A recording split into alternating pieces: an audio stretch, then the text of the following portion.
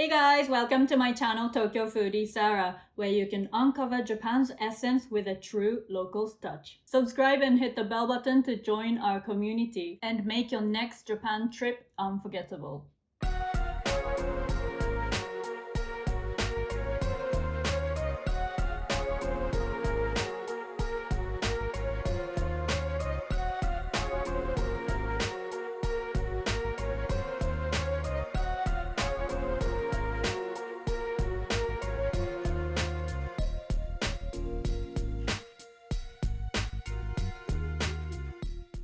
If you're new to my channel, hi, my name is Sarah and I've been a sake enthusiast since when I was at university. Recently, I wanted to delve deeper into sake, so I decided to take exams on sake. In this video today, I want to take you on a fascinating journey into this world of sake. Sake is Japan's alcoholic beverage with a history of over 2,000 years. Whether you're a newcomer or a sake enthusiast, this series is for you. As one of the oldest known beverages in Japan, sake's rich history adds depth to its cultural significance. Let's embark on our first episode, Sake 101 for beginners. Let's start with the very basics. What is sake? Sake, known as nihonshu, is a beverage with deep historical roots. Its unique brewing process sets it apart from other alcoholic drinks like beer and wine. While beer's fermentation converts starch to sugar, then to alcohol in two distinct steps, and wine simply ferments grape sugar into alcohol, sake undergoes a multiple parallel fermentation.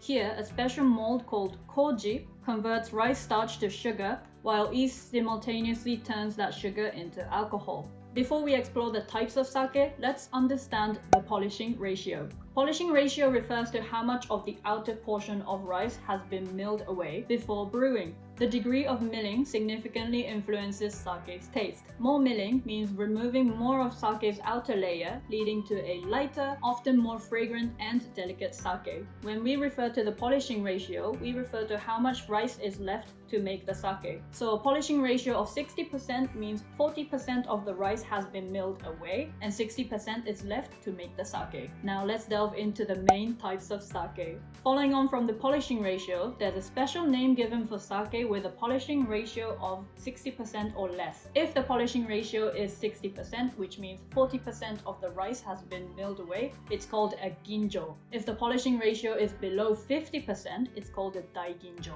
We also need to take note of whether brewer's alcohol has been added to the sake. Brewer's alcohol is sometimes added at the end of sake production process, and the reasons for this may be to make the production costs cheaper, but it's also to make the taste of sake more light and crisp, and brewer's alcohol could act as a preservative. If brewer's alcohol is not added, which means the only ingredients for sake are rice, water, and koji, it could be called a Junmai. Junmai means pure rice in Japanese. But anything with less than 60% polishing ratio can be called a Junmai Ginjo, and anything with less than 50% polishing ratio can be called a Junmai Daiginjo. If brewer's alcohol is added to these types of sake, they would just be called Ginjo or Daiginjo. Generally speaking, a Junmai sake would have a rich, ricey flavor. A Ginjo sake would have a lighter, often fruity or floral profile. Daiginjo is a premium sake that has delicate and nuanced flavors. The production process of sake depends on a lot of other factors as well, so these are just general categorization of flavors. A common question asked amongst sake enthusiasts is the pricing and taste difference of a Junmai and, let's say, a Daiginjo sake. Generally speaking, Daiginjo tends to be higher because more of the rice is milled away and is often more refined in flavor. However, this doesn't necessarily mean that Daiginjo is better than a Junmai sake, because with Junmai, with more rice remained, it remains the rich and ricey flavor that many, including myself, find appealing. This fuller, more robust flavor of Junmai makes it exceptionally compatible with foods that are dense in flavor. Usually the choice between a Daiginjo and a Junmai comes down to personal taste, and I personally love Junmai sake because of its ricey character and the way it complements many dishes. Right, let's now talk about sake's temperature versatility. An interesting aspect of sake is its versatility in serving temperature. Unlike other alcohols, sake can be enjoyed warm, room temperature, or cold. Each temperature can unveil different aspects of sake and its flavor and aroma. I usually prefer chilled sake to go with my food, but in the winter when it's like really cold outside, I love warm sake.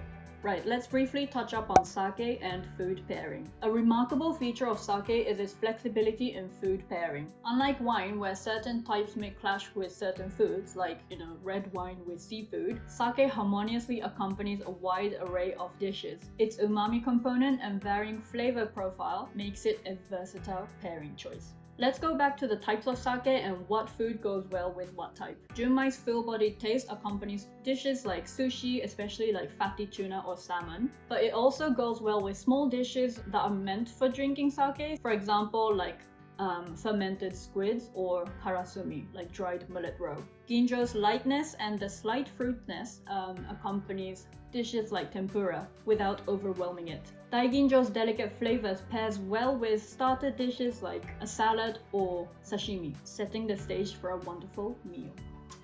And that's your introduction to the world of sake. We've touched upon its unique brewing process, its polishing ratio, its serving temperature, and food pairing. We've scratched the surface of sake, but I am planning to make more videos on how to read labels, and I'd love to talk about things like suitable sake for each season, so that you can maximize your sake experience. If you found this video useful, please do let me know in the comments below, and if you would like more detailed videos on sake, please also let me know in the comments. Alright, that's it for the video today. Thank you so much for watching. If you liked this video, please don't forget to give it that thumbs up and subscribe to see more future videos about Japanese foods and culture, and hopefully more on sake. Bye!